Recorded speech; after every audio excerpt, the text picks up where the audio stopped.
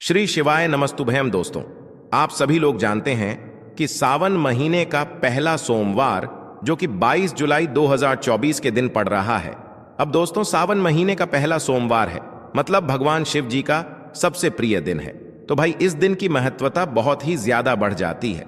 और दोस्तों, इसी दिन किया जाने वाला पंडित जी द्वारा बताया गया 5 कनेर के फूल वाले उपाय भी है, जो कि दोस्तों बहुत सारे लोग पहले कर चुके हैं, पर कुछ समय से यह वाला उपाय लोग भूल चुके हैं।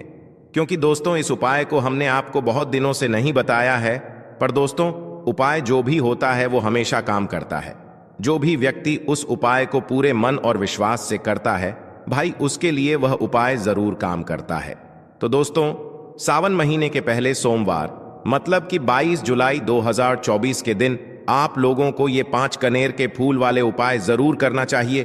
पर दोस्तों, ये 5 कनेर के फूल वाले उपाय हमें क्यों करना चाहिए, इससे हमारा क्या फायदा होगा, तो देखो हम आपको यहां पर बता दें। सोमवार का दिन सबसे पहली चीज भगवान शिव जी को बहुत ज्यादा प्रिय होता है। उसी के बाद में जब कोई विशेष महीना होता है और उसका पहला सोमवार होता है, कि किसी भी महीने का पहला सोमवार जो होता है ना, उसकी बहुत ही बड़ी और विशेष महत्वता होती है।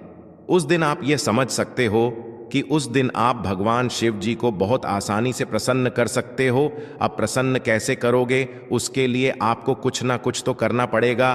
तो उसी में से दोस्तों एक उपाय है जो कि 5 कनेर के फूल वाले उपाय हैं। दोस्तों, 5 कनेर के फूल वाले उपाय हम जब करते हैं, जब हमारी किसी भी प्रकार की कोई मनोकामना होती है जो कि लंबे समय से पूर्ण नहीं हो रही होती है, और उससे हमें पूर्ण करना होता है। अगर आप लोग भी इस उपाय को सोमवार के दिन करना चाहते हैं, तो आप इस उपाय को पहले अच्छे से समझ लेना, सुन लेना, उसके बाद करना। आपको इस उपाय का फल जरूर मिलेगा। और इस उपाय को करने से आपके घर में चाहे किसी भी प्रकार की दुख और समस्या क्यों ना चल रही हो, आपको उसका कारण भी नहीं पता है कि भाई यह समस्या किस कारण से चल रही है, उसका कुछ भी कारण हो सकता है। जैसे पितृदोष हो सकता है, या किसी भी तरह का मंगल दोष भी हो सकता है, और भी बहुत तरह के दोष होते हैं, कुछ भी हो सकता है। पर आपको इस उपाय को करने के लिए अपने दोष को पता लगाने की भी जरूरत नहीं है। सोमवार के दिन इस 5 कनेर के फूल वाले उपाय को आप लोगों को कर लेना है। दोस्तों, अब हम समझते हैं इस वाले उपाय को हमें करना किस समय है। तो सबसे पहली बात दोस्तों, हम समझते हैं कि ये 5 कनेर के फूल वाला उपाय करना किसको है। तो देखिए, यहां पर सीधी सी बात है कि ये 5 कनेर के फूल वाला जो उपाय है, ये किस लिए किया जा रहा है।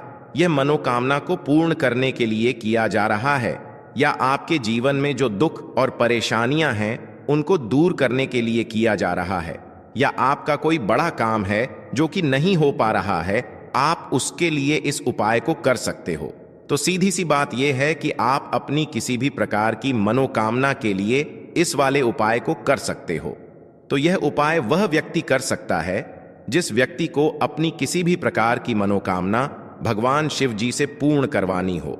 और अगर कोई भी माताएं बहनें जो है अपने घर की सुख और शांति के लिए, घर में धन समृद्धि को बढ़ाने के लिए वाला उपाय करना चाहती हैं, तो घर की जो बड़ी माताएं बहनें होंगी वह इस 5 कनेर के फूल वाले उपाय को विशेष रूप से करें।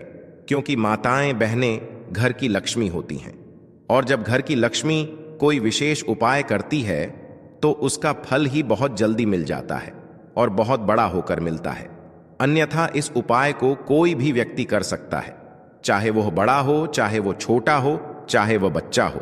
जिस व्यक्ति को ये 5 कनेर के फूल वाला उपाय समझ आ गया, वह व्यक्ति इस 5 कनेर के फूल वाले उपाय को सोमवार के दिन जरूर करे, क्योंकि उसको इस उपाय को फल बहुत ही जल्दी मिल जाएगा।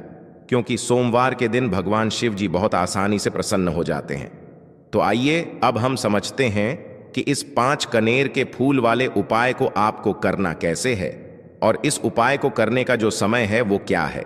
तो देखिए, इस सोमवार के दिन किए जाने वाले ये 5 कनेर के फूल वाला जो उपाय है, यह मुख्य रूप से सुबह के समय होगा। किस समय होगा? सुबह के समय होगा। आपको कोशिश यही करनी है कि सुबह के समय हम इस 5 कनेर के फूल वाले उपाय को कर लें। पर किसी कारणवश अगर आप सुबह इस उपाय को ना कर पाओ, आपको कहीं काम से जाना हो या किसी और काम की वजह से आप उपाय को ना कर पाओ, तो आपके पास फिर दूसरा मौका रहेगा जो कि शाम के समय का रहेगा, प्रदोष काल का रहेगा।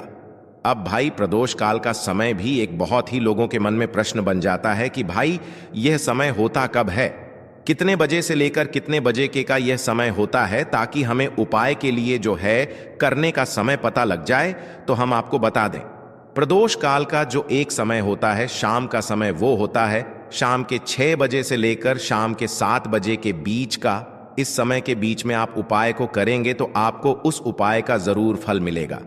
तो शाम के 6 बजे से लेकर शाम के 7 बजे के बीच में आप लोग इस 5 कनेर की फूल वाले उपाय को कर सकते हो। तो भैया बहुत सारे लोग यहां पर ये प्रश्न भी जरूर करेंगे कि भाई हम तो नौकरी पे जाते हैं, हम अपनी ड्यूटी पे जाते हैं और आने में हमें देर हो जाती है, तो उस जगह पर हमें क्या करना चाहिए।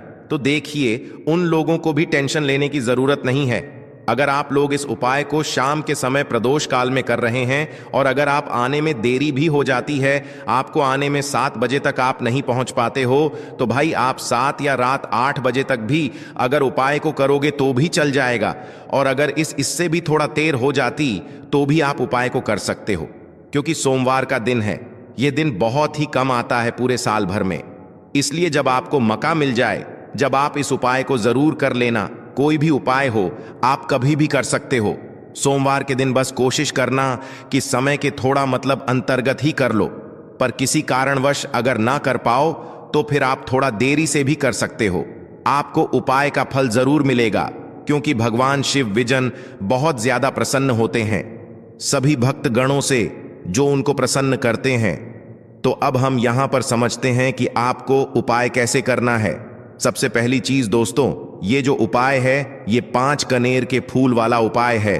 तो सीधी सी बात है, इस उपाय में हमें 5 कनेर के फूल तो लेने ही लेने पड़ेंगे।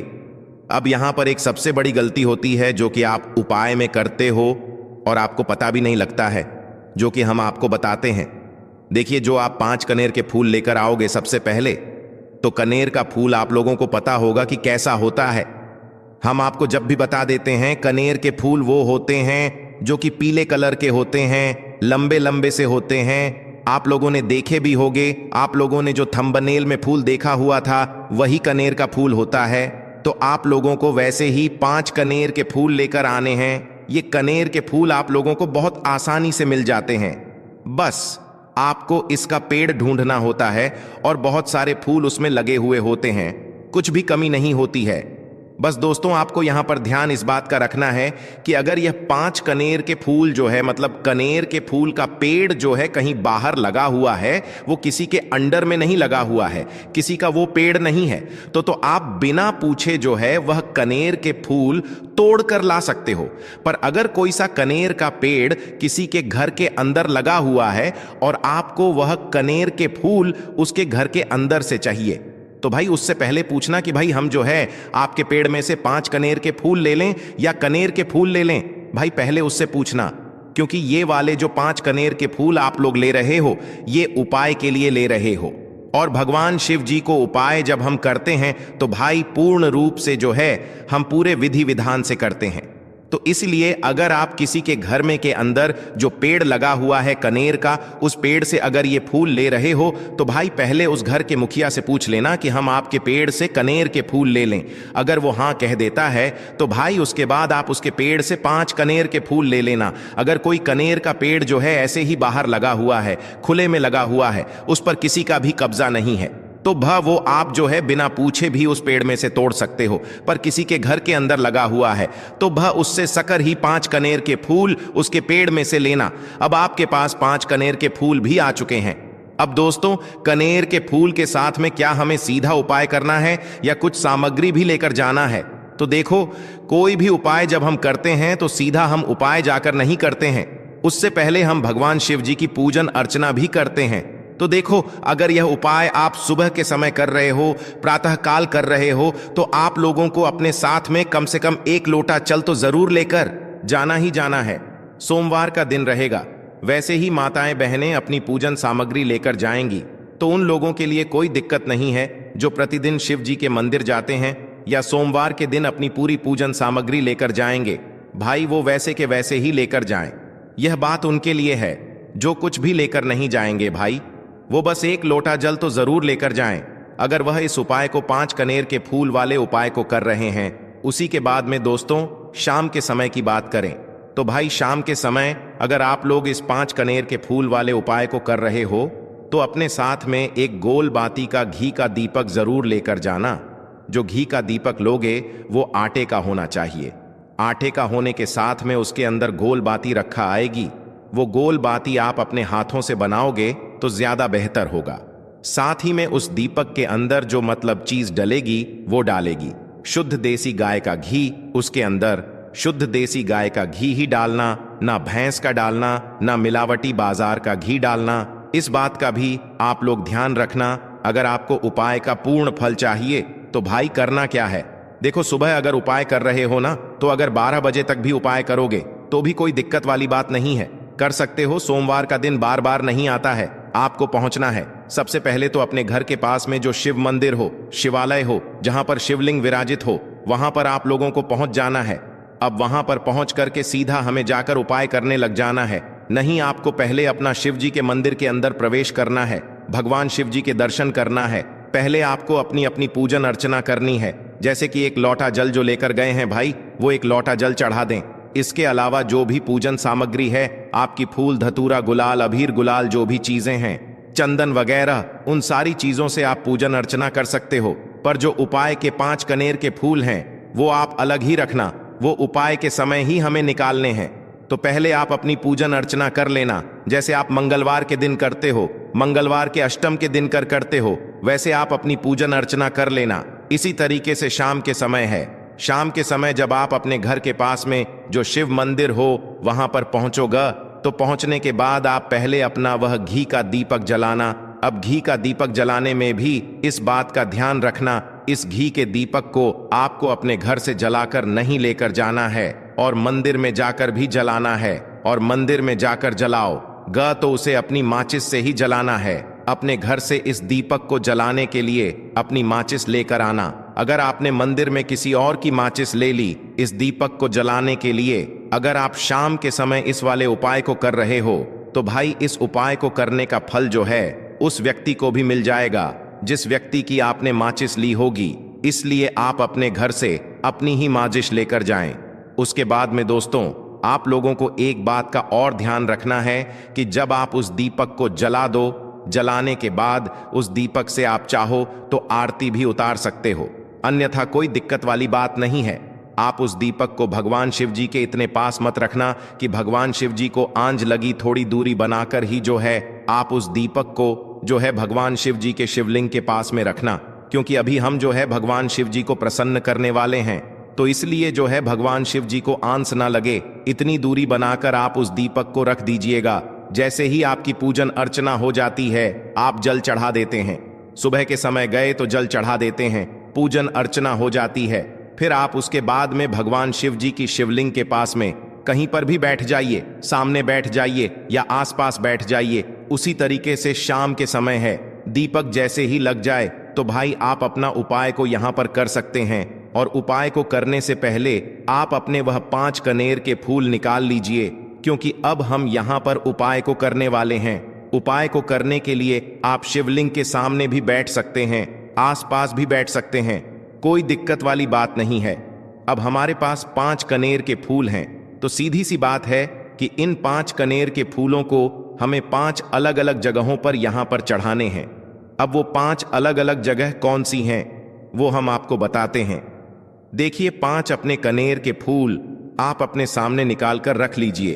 अब 5 कनेर के फूल में से सबसे पहला वाला कनेर का फूल आप लोग उठाइए और पहले वाले कनेर के फूल आपको कहां पर चढ़ाना है, वो आपको चढ़ाना है भगवान शिव जी की शिवलिंग के ऊपर। जो गणेश जी वाला स्थान होता है वहां पर अब भगवान शिव जी के शिवलिंग के ऊपर गणेश जी वाला स्थान कहां पर होता है? भगवान शिव जी की शिवलिंग होती है, शिवलिंग की जलाधारी होती है। जलाधारी का जो राइट हैंड साइड होगा, मतलब शिवलिंग की तरफ से खड़े होकर देखना कि भगवान शिव जी का सीधा हाथ कौन सा है, राइट हैंड साइड कौन सा है। उस राइट हैंड साइड पर आपको ये पहले नंबर का कनेर का फूल समर्पित करना है।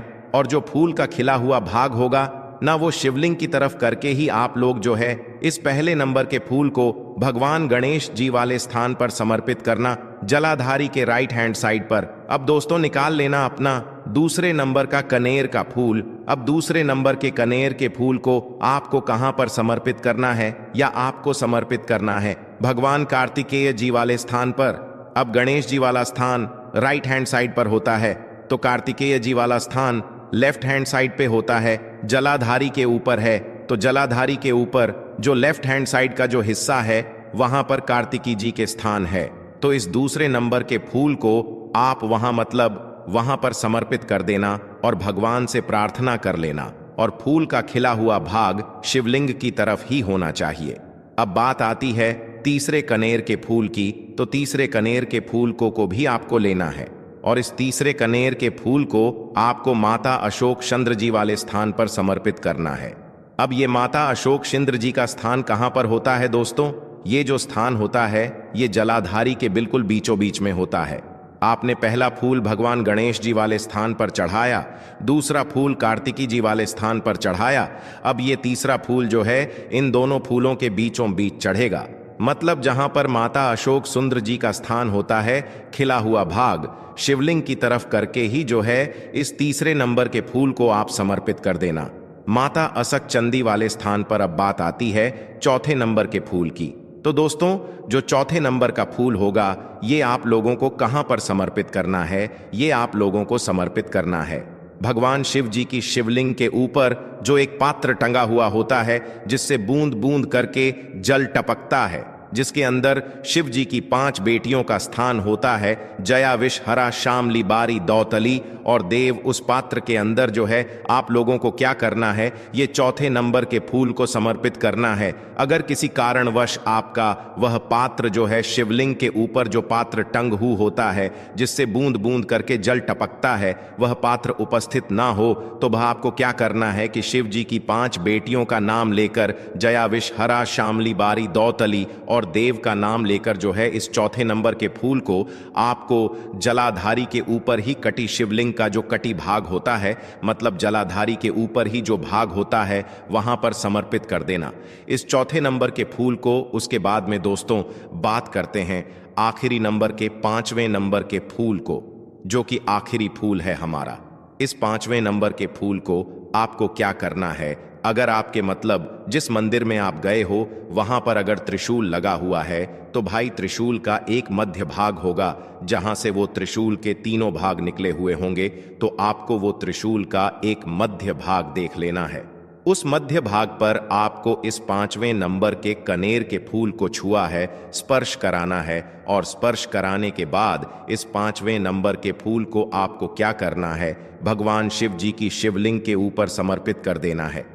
अब दोस्तों अगर वह जो है त्रिशूल ना भी हो आपके मंदिर में उपस्थित, तो आप सीधा सीधा ये जो 5वें नंबर का कनेर का फूल है या भगवान शिव जी की शिवलिंग के ऊपर समर्पित कर देना।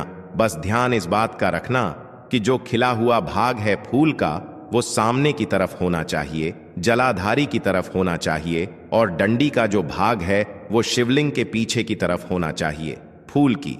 तो इस बात का आप लोगों को ध्यान रखना है। जैसे ही आप लोग को ये 5 फूल समर्पित कर देते हैं, वहीं पर भगवान शिव जी के शिवलिंग के पास में बैठकर जो है हाथ जोड़कर विनती कर अपनी वह मनोकामना बोलना, जिस मनोकामना के लिए आप लोग यह वाला उपाय कर रहे हो।